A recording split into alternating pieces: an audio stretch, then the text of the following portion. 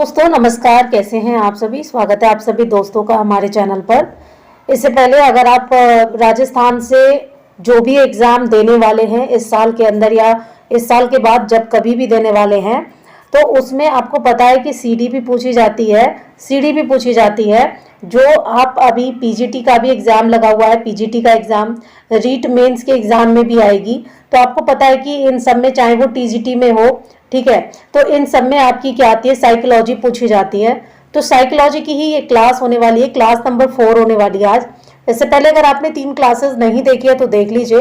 और इतना ही नहीं है दोस्तों कि राजस्थान के अंदर ही सीडीपी पूछी जाती है। आप ऑल ओवर इंडिया कितने भी एग्जाम, मतलब कोई भी स्टेट का एग्जाम उठाकर देख लीजिए, उसके अंदर आपको सीडीपी देखने को मिल जाएगी। तो इससे पहले जो 3 क्लासेस मैं करवा चुकी हूँ उसको ध्यानपूर्वक कर लीजिएगा। और अगर आप नोट बनाना चाहते हैं तो नो डाउट आप नोट्स बना सकते हैं। तो चलिए आप प्रॉपर तरीके से पढ़ते हैं कि मनोविज्ञान के बारे में, यानी कि एग्जैक्टली साइकोलॉजी के बारे में ही अब हम पढ़ने वाले हैं। मनोविज्ञान को आप सबको पता है इंग्लिश में साइकोलॉजी कहते हैं। और मनोविज्ञान का अतीत जो है वो काफी लंबा है, ठीक है, काफी लंबा है, मतलब कि बहुत पुराने समय से साइकोलॉजी चलती आ रही है, जबकि इतिहास बहुत छोटा है। देखो, अतीत में और इतिहास में अंतर हो गया। अतीत हो गया कि पास्ट लाइफ, आपकी पास्ट लाइफ कैसी होती है, ये तो लंबी होती है, लेकिन आपने अपने पास्ट में क्या क्या अच्छे काम किए, क्या क्या बुरे काम किए, वो आपकी ऐतिहासिक होती है लाइफ, ठीक है। तो यहाँ पे कहा जा रहा है कि साइकोलॉजी यानी कि मनोविज्ञान का जो अतीत है वो लंबा बहुत है, लेकिन इतिहास की बात करें तो बहुत छोटा है। ये बात किसने कही थी? तो ये बात आपकी रबिंगहास ने कही थी। किसने सदी में हम पढ़ रहे हैं मनोविज्ञान को, यानी 400 ईसा पूर्व से पढ़ रहे हैं, जबकि इतिहास जो है वो 16वीं शताब्दी से प्रारंभ हुआ है। अब यहाँ पर आप थोड़ा सा कंफ्यूज हो जाएंगे।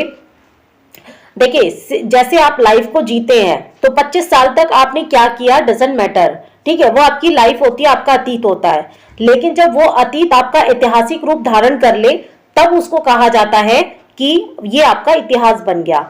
जैसे कि मनोविज्ञान 400 ईसा पूर्व से तो चल रहा था, लोग आपस में मनोविज्ञान के आधार पर एक दूसरे से बातचीत करना या एक दूसरे के व्यवहार को परख तो रहे थे, लेकिन शैक्षणिक रूप से ये कैसे हुआ, ऐतिहासिक रूप से या इतिहास के रूप में हम इसे कब पढ़ने लगे?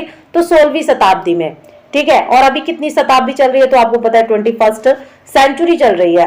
तो लगभग हम फिर भी 500 सदी से पढ़ चुके हैं, है ना। चलिए आगे बढ़े। अगर आपको क्लास पसंद आए तो इसे लाइक शेयर जरूर करिएगा, कमेंट में जरूर बताएगा कि क्लास कैसी थी। चलिए अगली डेफिनेशन देखिए। मनोविज्ञान शब्द का प्रयोग सबसे पहले, देखो सर्वप्रथम आ जाता है ना, तो सबसे पहले किसने किया? तो 1590 में रुडोल्फ गोइकर ने किया था। किसने किया था? रुडोल्फ गोइगर ने किया था। मनोविज्ञान शब्द का सबसे पहले प्रयोग 1590 में रुडोल्फ गोइकर ने किया था। और इनकी पुस्तक का नाम क्या था? साइकोलॉजिया। इनकी पुस्तक का नाम क्या था? साइकोलॉजिया। देखो, साइकोलॉजी इंग्लिश में जैसे पूछा जाए कि साइकोलॉजी शब्द का सर्वप्रथम प्रयोग किसने किया, तो रुडोल्फ गोइकर ने किया। किसमें किया? तो अपनी पुस्तक साइकोलॉजिया में किया, ठीक। चलिए, मनोविज्ञान के जनक कौन कहलाते हैं? तो अरस्तु कहलाते हैं। अब देखो, शब्द की बात आती है तो रुडोल्फ गोइकर ने दिया था, ठीक है, अपनी पुस्तक कौन सी थी? तो साइकोलॉजिया में। लेकिन जब जनक यानी कि पिता की बात आती है तो अरस्तु कहे जाते हैं। और जननी कौन है? तो जननी यहाँ पर कोई लेडी नहीं है, बल्कि एक दूसरा विषय है जो है दर्शन शास्त्र, यानी कि फिलोसॉफी, है ना। पहले क्या होता था कि जब आप कोई भी बात बोलते थे तो कहा जाता था कि फिलोसॉफी मत झाड़ो, ज्यादा दर्शन शास्त्र मत झाड़ो।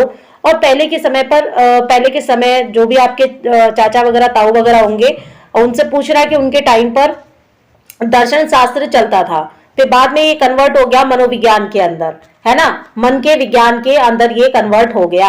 अरस्तु इसके जनक है और जननी इसकी दर्शन शास्त्र नामक विषय है, कोई लेडी नहीं है, याद रखिएगा, ठीक है। कभी आप सोचे कि जननी है तो कोई लेडी होगी, क्योंकि जनक तो अरस्तु एक जेंट्स थे, तो ऐसा नहीं है। जननी में कौन है?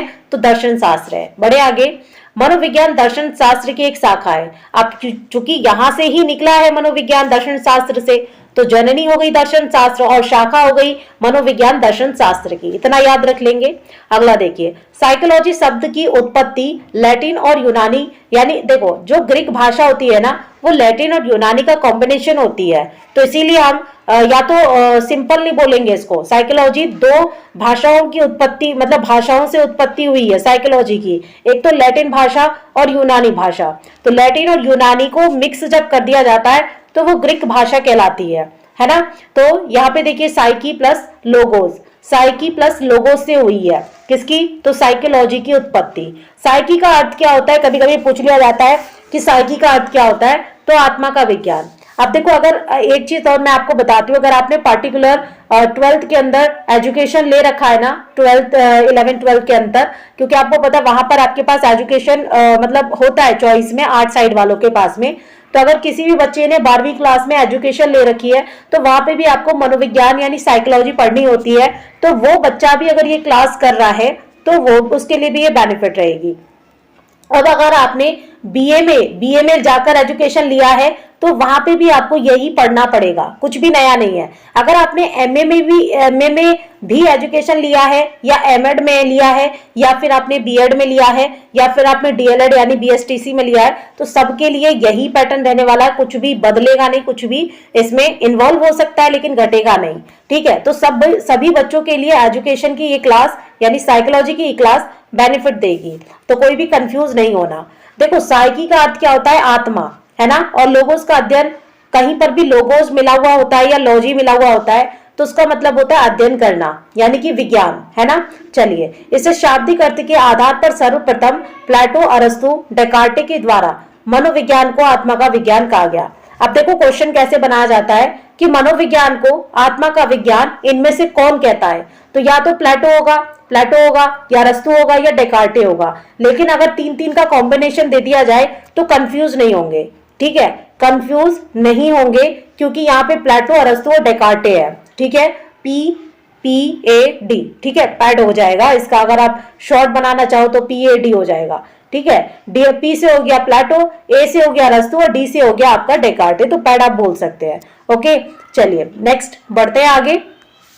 आत्मा शब्द की स्पष्ट व्याख्या नहीं होने के कारण 16वीं शताब्दी के अंत में यह परिभाषा मान्य हो गई। अब यहाँ पर जो 16वीं शताब्दी में जो थे, अपने आप में एक दर्शन शास्त्री हुआ करते थे जो लोग, तो उन्होंने कहा कि आत्मा का आप शब्द तो बताइए, मतलब स्पष्ट व्याख्या तो करिए कि आप कहना क्या चाहते हैं, है ना, कि आत्मा का विज्ञान है, कैसे हो गया साइकोलॉजी आत्मा का विज्ञान, है ना, साइकी बोलते हैं ना, साइकी। अब यहाँ पर देखिए, आज के समय पर साइकी तो मेंटल आदमी को बोला जाता है ना, कहते कि ये साइको है ना, तो साइको आत्मा कैसे हो जाएगी साइकी। तो यहाँ पे इन्होंने विरोध किया कि आप व्याख्या कर दीजिए कि साइकी यानी साइकी का हिंदी मीनिंग आत्मा और आत्मा का व्याख्या कर दीजिए। तो वहां पे उस टाइम पर अरस्तु, प्लेटो और डेकार्टे ये नहीं कर पाए, इसी वजह से ये परिभाषा जो है वो अमान्य कर दी गई थी, ठीक है। फिर आती 17वीं शताब्दी। 17वीं शताब्दी में इटली मनोवैज्ञानिक पोपोलॉजी ने मनोविज्ञान को मन या मस्तिष्क का विज्ञान कहा। अब ऐसे भी क्वेश्चन आ जाता है कि मनोविज्ञान को मन या मस्तिष्क का विज्ञान किसने कहा, तो पोपोलॉजी ने कहा। अब यहाँ पे आप कंफ्यूज कैसे होंगे, क्योंकि मस्तिष्क का विज्ञान है ना, अपने महात्मा गांधी भी कहते हैं, तो कंफ्यूज नहीं होना है। सबसे पहले महात्मा गांधी से पहले भी 17वीं शताब्दी में किसने कह दिया था, तो पोपोलॉजी ने कहा था, है ना, क्योंकि महात्मा गांधी तो 20वीं सदी में आए थे आपके, ठीक है। चलिए याद रखेंगे, तो 17वीं शताब्दी में इटली मनोवैज्ञानिक, है ना, इटली मनोवैज्ञानिक पोपोलॉजी ने मनोविज्ञान को मन या मस्तिष्क का विज्ञान कहा था। बाद में परिभाषा भी अमान्य हो गई, क्योंकि इनका भी विरोध हुआ कि भाई आप बताइए ना कि मनोविज्ञान को मन या मस्तिष्क का विज्ञान कैसे कहा जाता है, क्योंकि प्रॉपर तरीके से मनोविज्ञान के अंदर आप मन को तो नहीं पढ़ते हैं ना, बहुत सारी चीजों को पढ़ते हैं, लेकिन ये यहाँ पे कहा जा रहा था कि मन या मस्तिष्क का विज्ञान आप मानिए, तो ये भी परिभाषा जो है वो अमान्य हो जाती है। फिर आता है 19वीं सदी, ठीक है, 18वीं सदी में कुछ नहीं हुआ ऑब्वियसली। तो 19वीं शताब्दी में क्या होता है, विलियम बुंट, William James, vibes, James Ali आदि के कारण मनोविज्ञान को चेतना का विज्ञान कहा गया। तो इन चारों ने मिलकर क्या कहा, 19वीं शताब्दी में मनोविज्ञान को चेतना का विज्ञान कहा। अपूर्ण अर्थ होने के कारण ये भी परिभाषा क्या हो गई, अमान्य हो गई। अब यहाँ पे बोला गया चेतना, देखो चेतना क्या होती है, आपकी जिज्ञासा होती है। चेतना क्या होती है, आपकी जिज्ञासा होती है। और जरूरी नहीं है कि देखो मन, मन और मस्तिष्क सबके पास में है, आत्मा भी सबके पास में है, लेकिन हर कोई हर चीज के बारे में जानने की इच्छा नहीं रखता है, लालसा नहीं रखता है। हर किसी के अंदर चेतना नहीं होती है, मतलब हर कोई अपनी चेतना को जागृत नहीं कर सकता है। तो इसी वजह से क्या हुआ कि इन तीनों ने मिलकर, इन चारों ने मिलकर मनोविज्ञान को जो कहा था कि चेतना का विज्ञान है ये, तो ये भी अर्थपूर्ण होने के कारण अमान्य परिभाषा हो जाती है। अब आइए, प्रथम मनोवैज्ञानिक प्रयोगशाला कौन कौन से थे?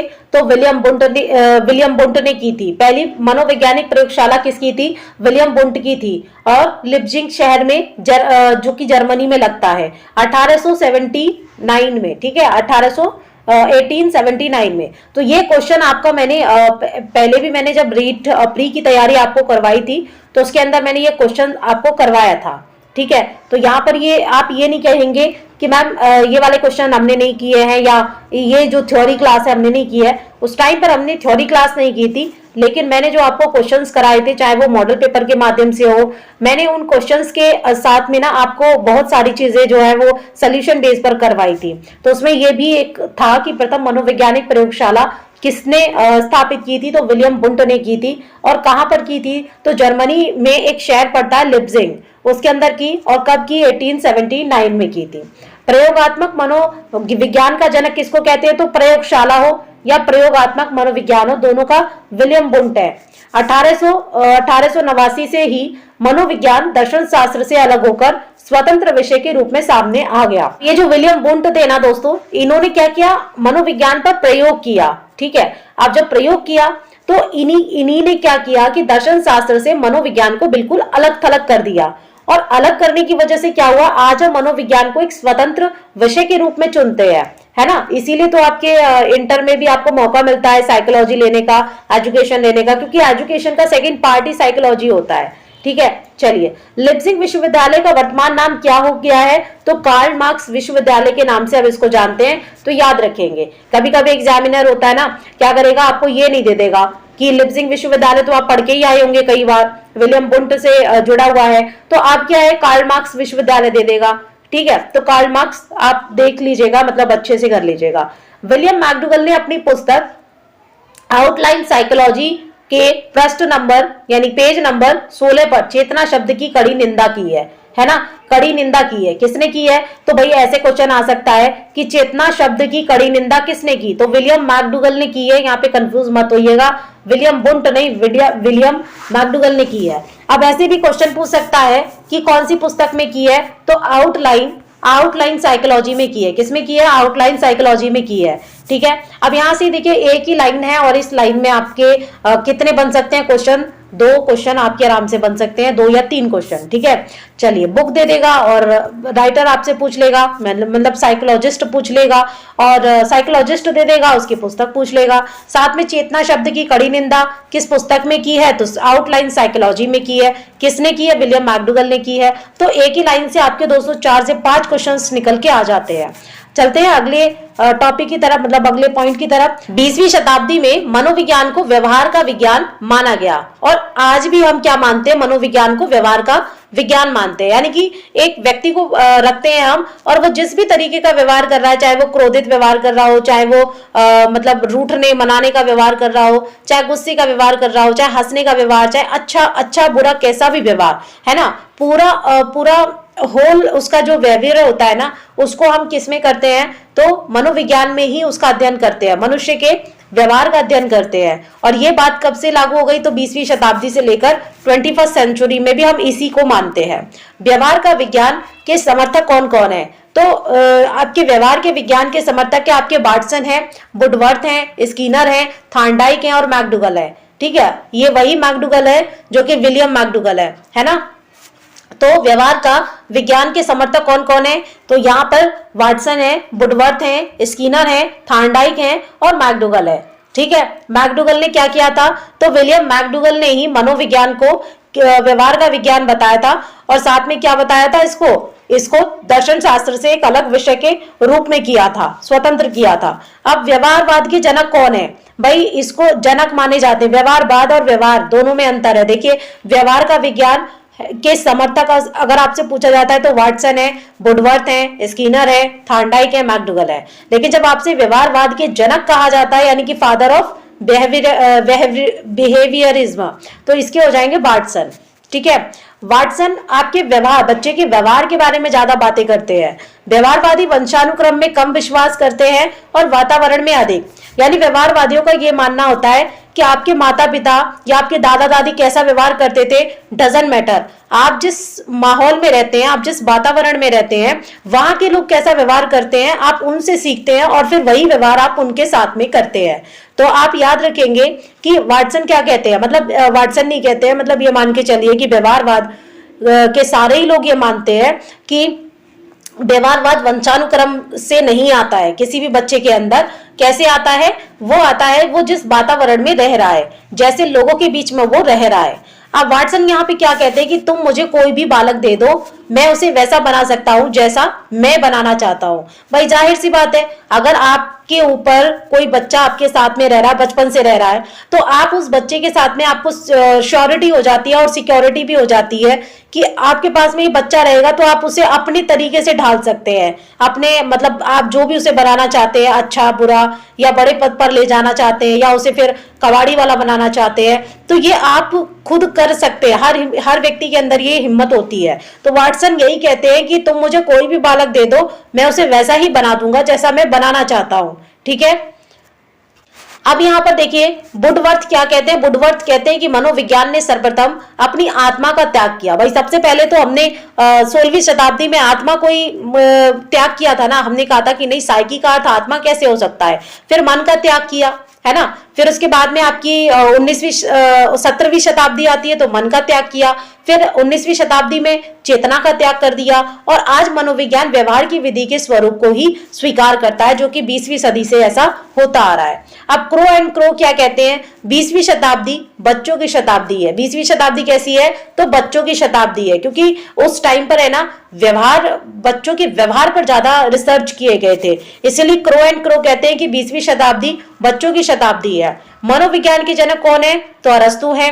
शिक्षा मनोविज्ञान के जनक कौन है? थॉर्नडाइक है। अब देखिए जब मनोविज्ञान के जनक पूछा जाए आपसे तो आपके हो जाएंगे अरस्तु, लेकिन जब शिक्षा मनोविज्ञान के जनक माने जाएं तो थॉर्नडाइक हो जाएंगे। ठीक है, प्रयोग। अच्छा एक चीज मैं आपको और क्लियर कर देती हूँ, एक आपकी होती है एजुकेशन, ठीक है, एक आपकी होती है एजुकेशन, एक आपकी होती है साइकोलॉजी, ठीक है, एक आपकी होती है साइकोलॉजी, ठीक है, जो अभी हम पढ़ रहे हैं, और एक होती है आपकी सीडीपी, वो होती है सीडीपी होती है आपकी चाइल्ड डेवलपमेंट, ठीक है, चाइल्ड डेवलपमेंट, और पी फॉर क्या होता है ये आप बताएंगे।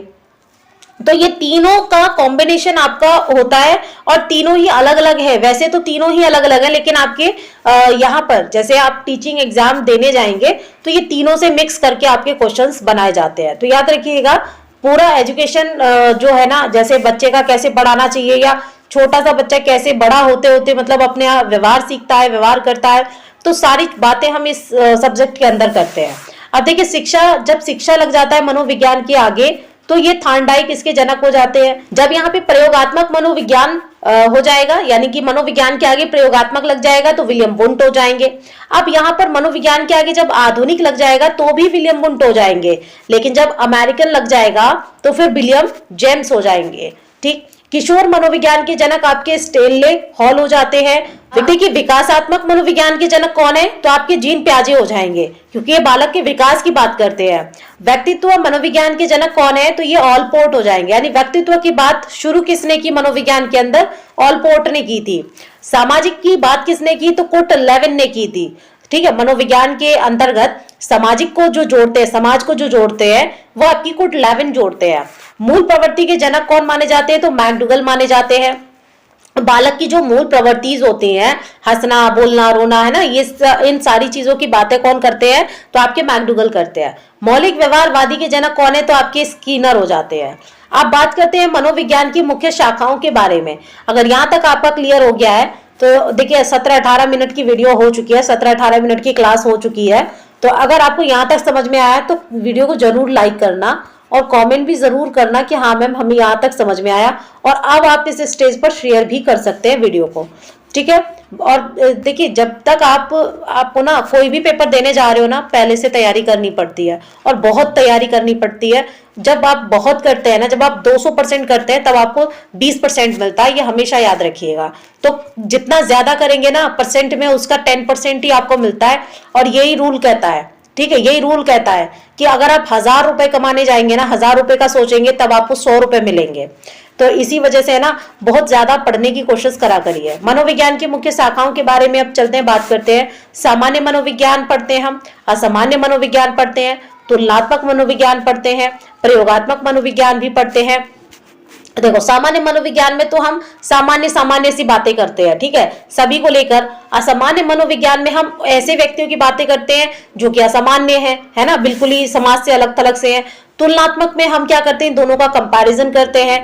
प्रयोगात्मक मनोविज्ञान में हम इन सब पर प्रयोग करते हैं, यानी रिसर्च करते हैं, है ना, नियंत्रण परिस्थितियों में किया गया अध्ययन होता है ये। प्रयोगात्मक मनोविज्ञान कैसा होता है, कंट्रोल कैसी होती है, मतलब एक माहौल होता है जिसके अंदर जो भी काम आप कर रहे हैं, जो भी आप अध्ययन कर रहे हैं, वो एक नियंत्रित परिस्थिति में ही आप करते हैं।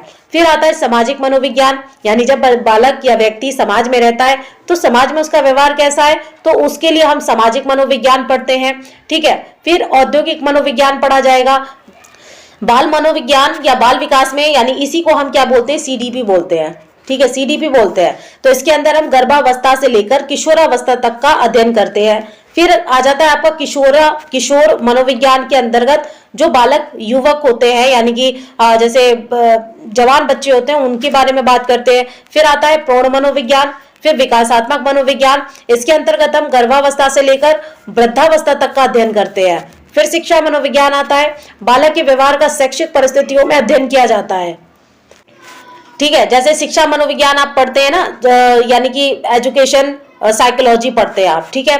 फिर पढ़ते हैं हम निदानात्मक मनोविज्ञान या उपचारात्मक मनोविज्ञान, इसमें समस्यात्मक बालकों का अध्ययन किया जाता है। फिर हम पशु मनोविज्ञान पढ़ते हैं, परा मनोविज्ञान पढ़ते हैं। परा मनोविज्ञान में क्या होता है, ये आधुनिक शाखा है और इसके अंदर उलझी हुई गुत्थियों पर चर्चा की जाती है।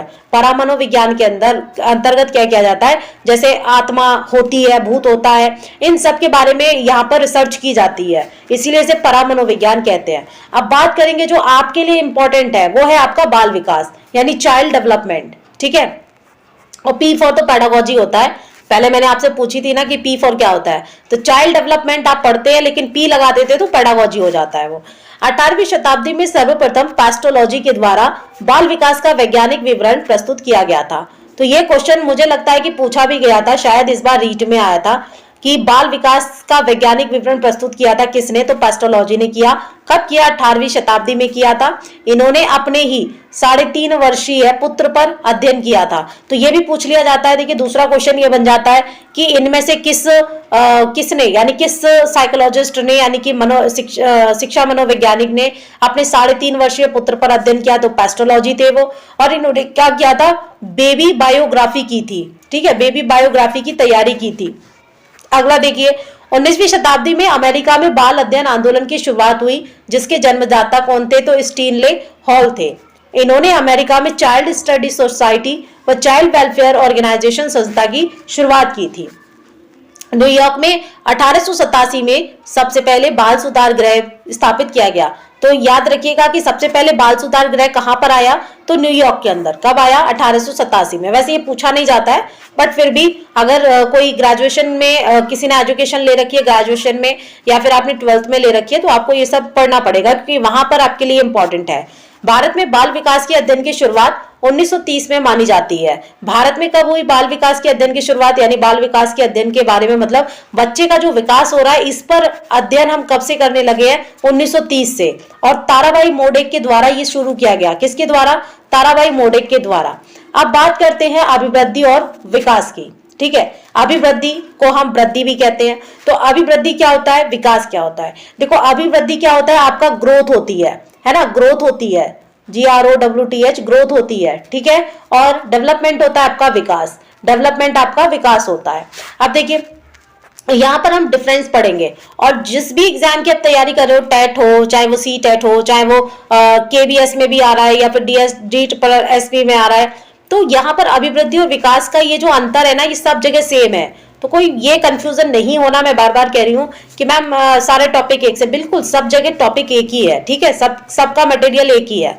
यहाँ पे देखिए अभिवृद्धि में कह रहा है कि शारीरिक पक्ष में होने वाला परिवर्तन होता है। सोरेनसन कहते हैं कि अभिवृद्धि क्या है, शारीरिक पक्ष में होने वाला परिवर्तन, यानी अभिवृद्धि का मतलब है आपकी बॉडी पार्ट्स में ग्रोथ हो रही है, ठीक है। लेकिन विकास क्या कहता है, विकास संपूर्ण पक्ष में होने वाला परिवर्तन होता है। आपकी बॉडी भी डेवलपमेंट अच्छे से कर रही है, आपका माइंड भी अच्छे से डेवलप कर रहा है, आप जिस सोसाइटी में रह रहे हैं वहां पर भी आपकी खूब सारी मान्यता है ना, नेम फेम शोहरत आपके पास है, दैट इज डेवलपमेंट, आपका डेवलपमेंट हो रहा है। पर ग्रोथ क्या होता है, आप अपनी बॉडी को बढ़ाए जा रहे हैं, है ना, बॉडी को या तो फुलाए जा रहे हैं या बढ़ाए जा रहे हैं, बस यही होता है ग्रोथ, ठीक है।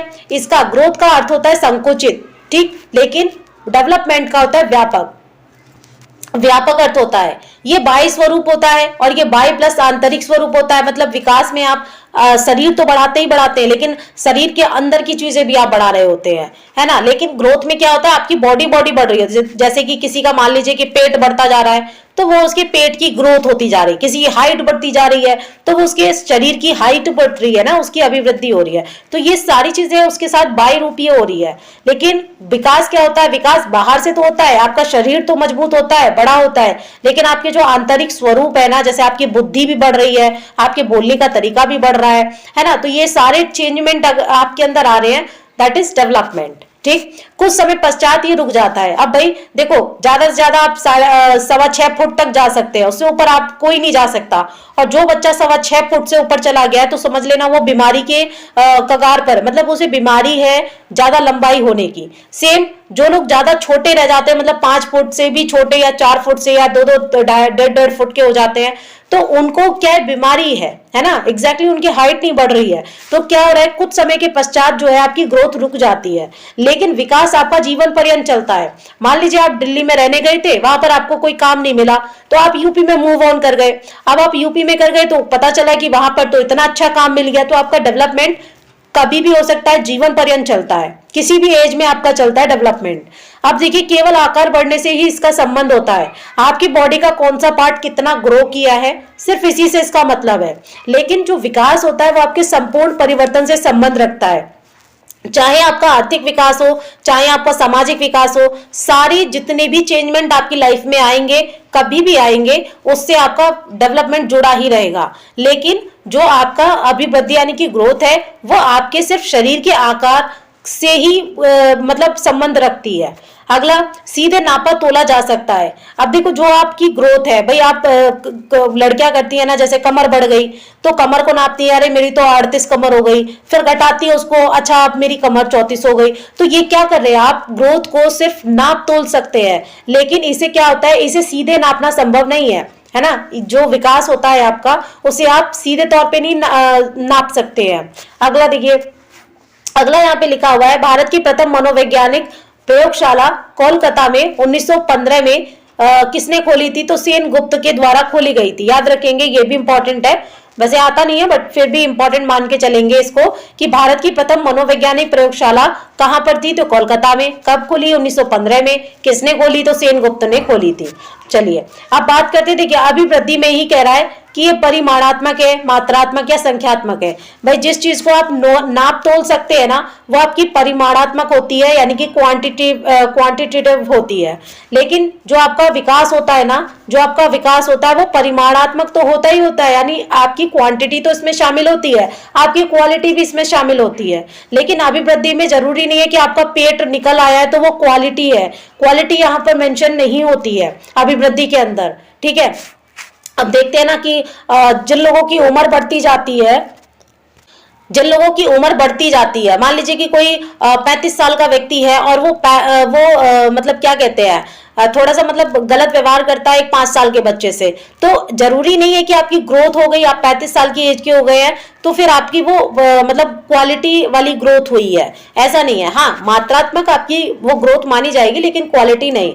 पर हाँ, जो आपका विकास होता है वो आपका परिमाणात्मक तो होता ही होता है, साथ में आपका गुणात्मक भी होता है ना। जैसे अभी आप छोटे से घर में रह रहे थे और एकदम से आपने अच्छा काम किया, अच्छे पैसे कमाए और आप एक बड़े सी हवेली में चले गए, तो हवेली कैसी हुई, वो गुणात्मक हुई ना, गुण है वो, मतलब घर का गुण बढ़ गया, ठीक। चलिए, ये क्या होता है, अभिवृद्धि होती है रचनात्मक, ठीक। लेकिन यहाँ पे क्या होता है, विकास आपका रचनात्मक भी होता है और विनाशात्मक भी होता है। अब देखो रचनात्मक तो ठीक है, लेकिन विनाशात्मक क्यों? अब भाई ज्यादा ज्ञान हो जाएगा आपको, ज्यादा चीजें, तो आप हर चीज अपने आप में कंट्रोल करने की कोशिश करेंगे, सब कुछ, है ना। मतलब दूसरे को आप समझेंगे नहीं, क्योंकि आप बहुत ज्यादा क्वालिटी गेन कर चुके हैं। और जब हमारे पास में ज्यादा गुण आ जाते हैं तो फिर हम क्या कर सकते हैं, हम रचना तो करते ही करते हैं, हम विनाश भी कर देते हैं।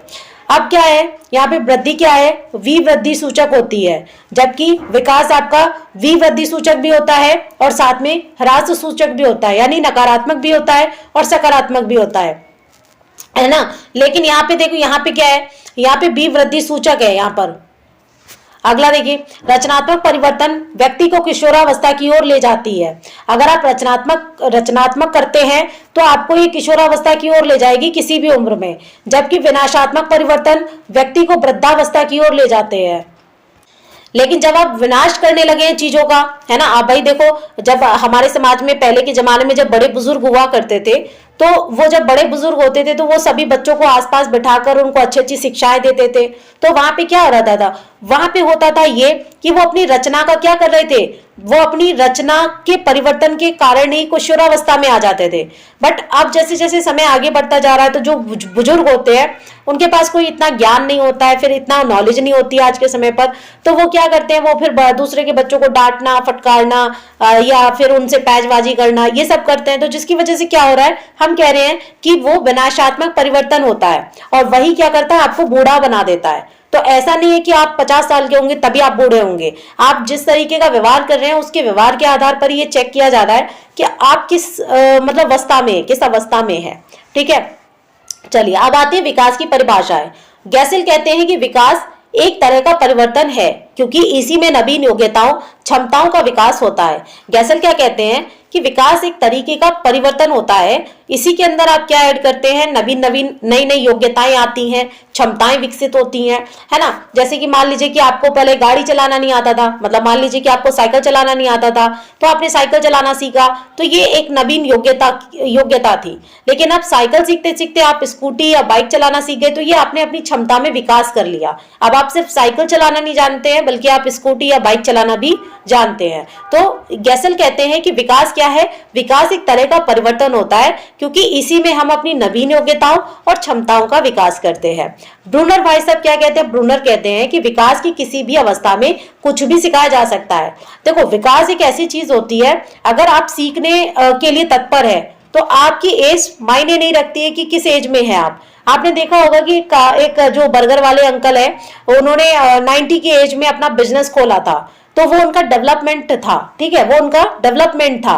अगला देखिए, बर्ग क्या कहते हैं, बर्ग कहते हैं कि बाल विकास मनोविज्ञान की वो शाखा है जिसके अंतर्गत जन्म पूर्व अर्थात गर्भावस्था से किशोरावस्था तक अथवा परिपक्वतावस्था तक होने वाला विकास का अध्ययन किया जाता है। बर्ग क्या कहते हैं, बर्ग ये कहते हैं सीधा सा कि मनोविज्ञान वो शाखा है बाल विकास की जिसके अंतर्गत जन्म से पहले अर्थात गर्भावस्था से लेकर किशोरावस्था तक, या फिर आप कह लीजिए कि परिपक्व अवस्था से तक होने वाला विकास का अध्ययन किया जाता है। मतलब जब तक बच्चा मिच्योर नहीं हो जाता, आपको पता है किशोरावस्था में बालक मिच्योर हो जाता है, बल्कि आज के समय पर तो ये हो रहा है कि जो बाल्यावस्था में बच्चे या उत्तर बाल्यावस्था में वो ज्यादा ही परिपक्व होते जा रहे हैं। बट ये तो एक तरीके से वो है कि जैसा बच्चे को माहौल मिलता है उसके हिसाब से बच्चा अपने अंदर चेंजमेंट लाता है। लेकिन अगर हम परिभाषा बर्ग की देखें तो बर्ग ये कह रहे हैं कि बाल विकास के अंतर्गत हम मनोविज्ञान को, मतलब बाल विकास जो है वो मनोविज्ञान की वो शाखा है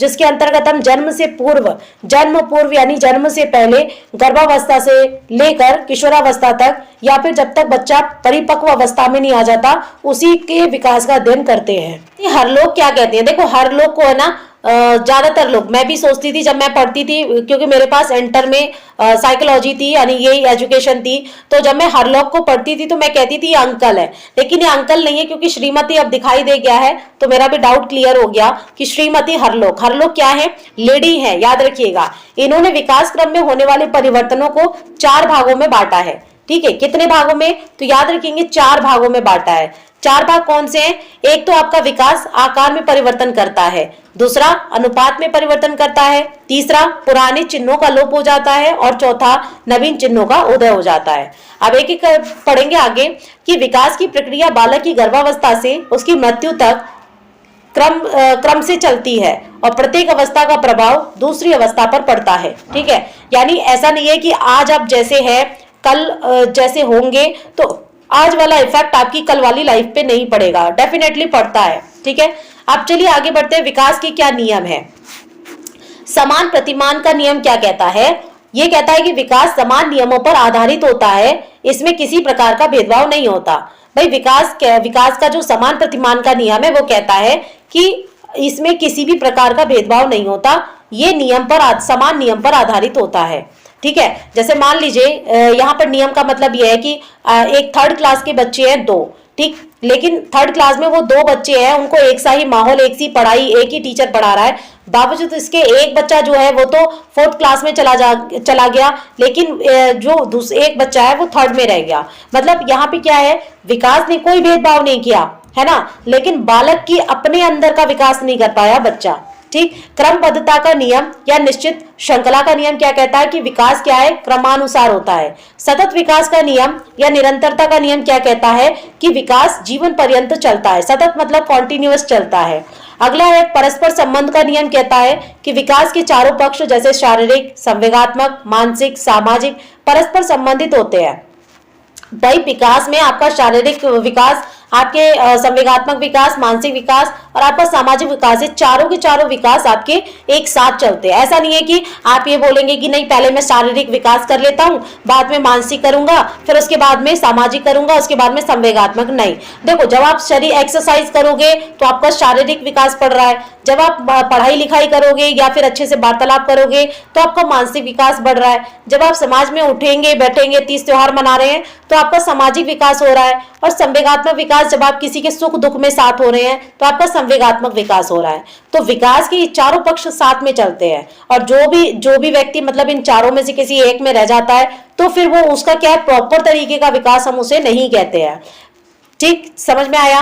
लेकिन क्या कह रहा है यहाँ पे, एक लाइन कह रहा है कि घनिष्ठ संबंध शारीरिक और मानसिक विकास में होता है। सबसे ज्यादा चीजें देखी जाती हैं कि आपकी बॉडी लैंग्वेज को और आपकी मेंटल लैंग्वेज को ज्यादा ही देखा जाता है जोड़कर, याद रखिएगा। अगला देखिए, सामान्य से विशिष्ट क्रिया का नियम कहता है कि शिशु पहले सामान्य क्रियाएं करता है, बाद में वो विशिष्ट क्रियाएं करता है।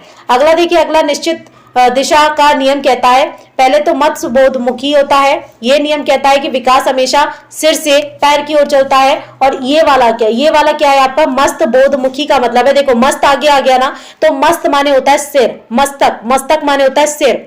ठीक है, तो ये वाला क्वेश्चन इसमें से आया था 1 नंबर का। विकास कैसा होता है, तो विकास हमेशा सिर से पैर की ओर होता है। पहले आपकी बुद्धि का विकास होता है, फिर उसके बाद आपके पैरों का विकास होता है। तो पहले सिर बढ़ेगा, फिर धड़ बढ़ेगा, फिर हाथ, फिर पैर, इस तरीके से आपका विकास होगा। निकट दूर नियम कहता है कि विकास केंद्र से शिरों की ओर अर्थात अंदर से बाहर की ओर होता है। जैसे हथेली बढ़ गई, फिर उंगलियां बढ़ेंगी, फिर अंगूठा बड़ा होगा। चलिए, विकास सांस्कृतिक परिवर्तनों से प्रभावित होता है। अब देखो आपके जो कल्चरल चेंजमेंट होते हैं, जैसे मान लीजिए कि आप कहीं राजस्थान में रह रहे हैं अभी, तो आपको राजस्थान की संस्कृति सबसे ज्यादा आती है। बट लेकिन अगर आप मान लो बिहार में चले गए, आप कर्नाटक में चले गए, तो वहां की संस्कृति आपको इफेक्ट करेगी। क्यों करेगी? बिल्कुल, बल्कि अगर आप सीखने के लिए तैयार नहीं होंगे तो निगेटिव इफेक्ट आपके ऊपर करती है। तो विकास सांस्कृतिक परिवर्तनों से प्रभावित होता है। ठीक है, चलिए, व्यक्तिगत विभिन्नता का नियम कहता है कि जन्म से ही कोई बालक प्रतिभाशाली होता है और कोई सामान्य बुद्धि का होता है तो कोई मंद बुद्धि का होता है। देखो जन्म से ही ये तय हो जाता है कि कौन सा बालक किस कैटेगरी में रहने वाला है। तो व्यक्तिगत विभिन्नता का नियम कहता है कि जन्म से ही ये तय हो जाता है कि प्रतिभाशाली बनेगा बच्चा या सामान्य बुद्धि का बनेगा या मंद बुद्धि का बनेगा। तो जैसे जैसे वो बड़ा होता जाएगा, एक्टिविटी करता जाएगा, उसकी कैटेगरी डिसाइड होती जाएगी। विकास की गति में भिन्नता का नियम कहता है कि प्रतिभाशाली बालक का विकास तीव्र गति से सामान्य बुद्धि बालक का सामान्य गति से तथा मंद बुद्धि बालक का विकास मंद गति से होता है। प्रतिभाशाली बालक का विकास तीव्र गति से होता है। अगर कोई सामान्य बुद्धि का बालक है तो सामान्य गति से बढ़ेगा, और मंद गति का बालक मंद गति से बढ़ेगा। अंतःक्रिया का नियम कहता है कि देखकर, सुनकर व अनुकरण करने से सीखना। ठीक है, अंतःक्रिया क्या होती है कि आपके बड़े जैसा कर रहे हैं, फिर आप भी वैसा ही अनुकरण करके, देखकर, सुनकर बोलेंगे। ठीक है, चलिए वर्तुलाकार का नियम क्या होता है, तो विकास केवल लंबाई में ना होकर, रेखीय ना होकर, चारों ओर से होता है। वर्तुलाकार का होता है इस तरीके से होता है। ठीक है, इस तरीके से होता है। तो ऐसे नहीं होता कि आप के पापा ने आपको जन्म दिया है, मतलब मदर फादर ने, तो आप सिर्फ मदर फादर से सीखेंगे, ऐसा नहीं होता है विकास में।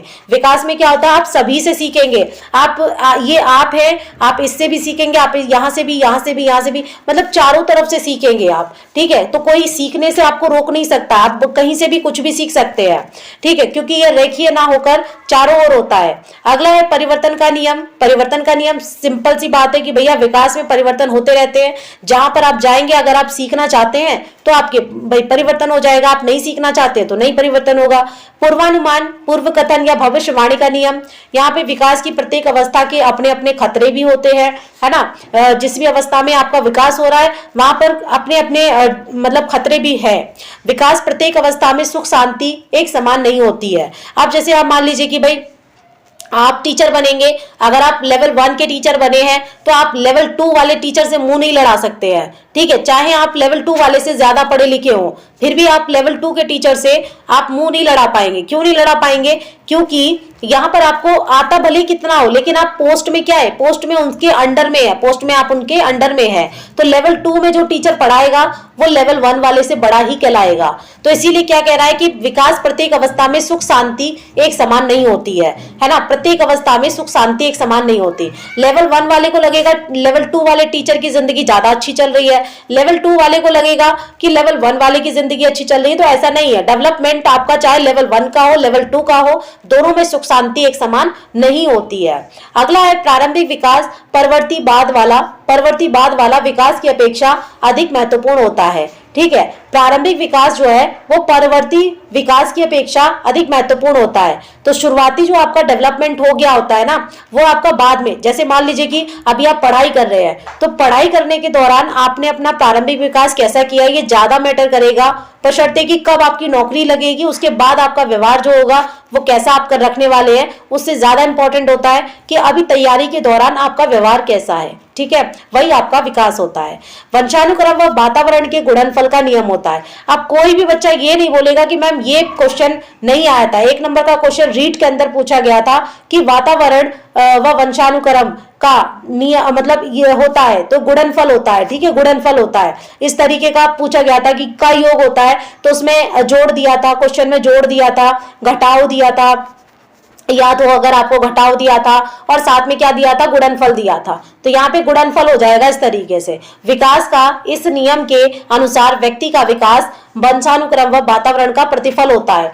आपका फैमिली ग्राउंड भी मैटर करता है, आपका एटमॉस्फेयर है, आपका जो मोहल्ला पड़ोस है वो भी आपका बहुत ज्यादा मैटर करता है आपके विकास में। तो व्यक्ति का विकास तभी होगा जब वो वंशानुक्रम इनटू H यानी कि हेरिडिटी प्लस वातावरण यानी एनवायरमेंट के बीच में रह रहा है। तो वुडवर्थ ने कहा भाई आप कितना भी अकेले रह लीजिए, आप वंशानुक्रम से दूर नहीं हो सकते, आप वातावरण से दूर नहीं हो सकते। आप बात करेंगे विकास को प्रभावित करने वाले कारकों की, जो कि हम अगली क्लास यानी क्लास 5 में करेंगे। तो यहाँ तक आपको क्लास कैसी लगी कमेंट में जरूर बताइएगा, और चैनल से जुड़े रहिए, चैनल को सब्सक्राइब कर लीजिए और अपने दोस्तों में वीडियो को जरूर शेयर करा करिए। नोट्स अगर आप बनाना चाहते हैं तो इंपॉर्टेंट नोट्स हैं, आप बना सकते हैं। ठीक है, चलिए फिर मिलते हैं, बाय बाय, टेक केयर, जय हिंद, जय भारत।